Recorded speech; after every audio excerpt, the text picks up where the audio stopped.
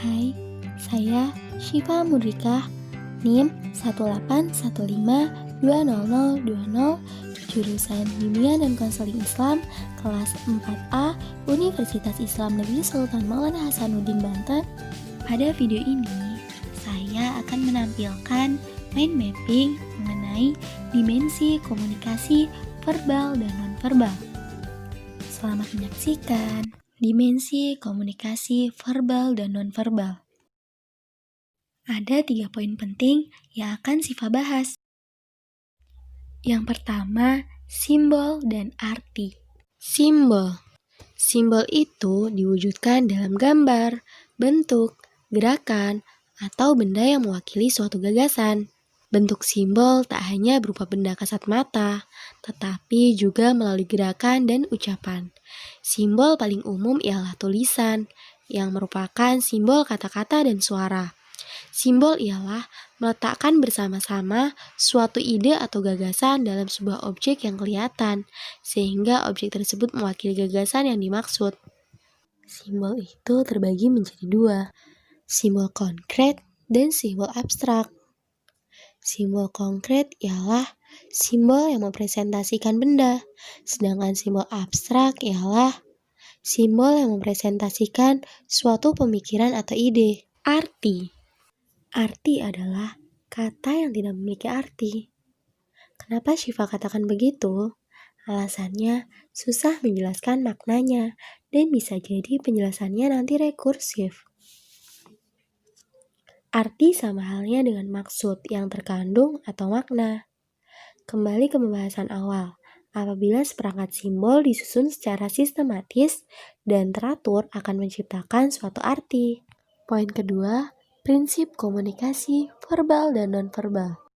Prinsip komunikasi verbal. Yang pertama, interpretasi menciptakan makna. Masing-masing orang berbeda dalam menangkap makna suatu pernyataan. Pandangan terhadap sesuatu dari satu orang dengan lainnya bisa jadi beda-beda. Nah, akan menciptakan penafsiran yang berbeda-beda pula dari pandangan atau interpretasi tentang suatu objek ini yang akan menciptakan suatu makna. Arti itu ditangkap berdasarkan interpretasi yang dibangun dalam pikiran. 2. Komunikasi adalah aturan yang dipandu. Setiap orang berkomunikasi secara verbal dipandu oleh aturan-aturan tertentu. Aturan komunikasi adalah pemahaman bersama terhadap makna komunikasi dan macam komunikasi yang cocok atau tidak untuk berbagai situasi. Bahkan, aturan-aturan tertentu itu bisa jadi tidak tertulis, hanya karena kesepakatan atau kebiasaan yang berlaku umum, di mana komunikasi itu berlangsung. Penekanan mempengaruhi makna.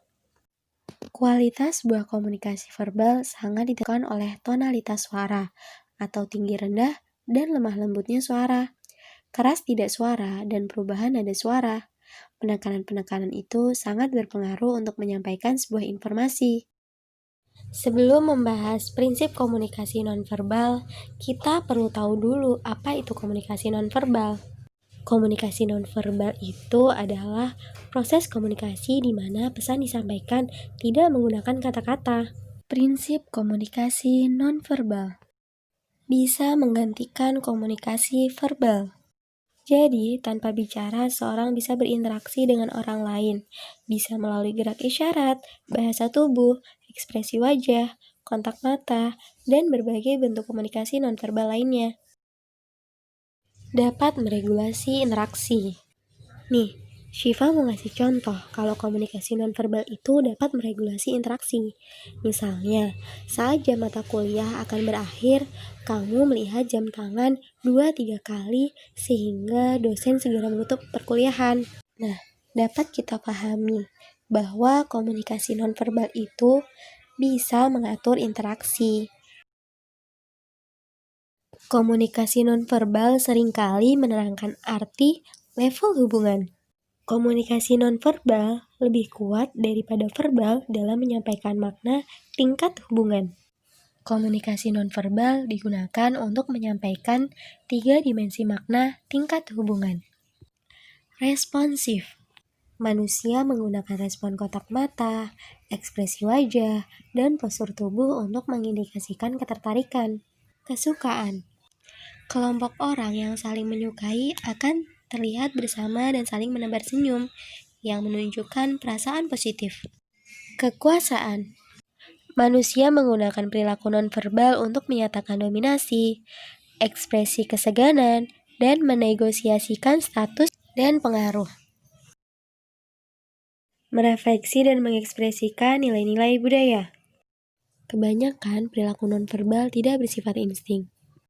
Dipelajari dalam proses sosialisasi. Poin ketiga, bentuk-bentuk komunikasi. Ada dua bentuk komunikasi, yakni bentuk komunikasi verbal dan bentuk komunikasi nonverbal. Yang pertama, bentuk komunikasi verbal.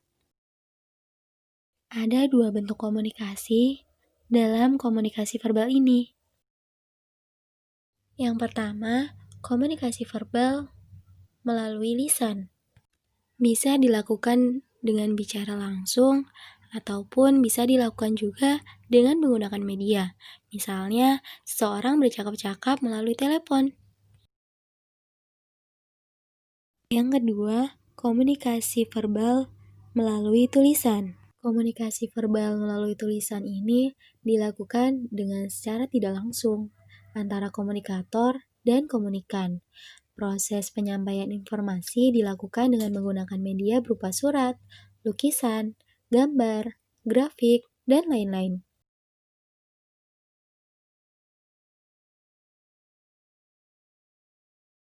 Bentuk-bentuk komunikasi nonverbal. Yang pertama, eye and face. Kontak mata dan ekspresi wajah merupakan salah satu bentuk komunikasi nonverbal yang mudah dilihat.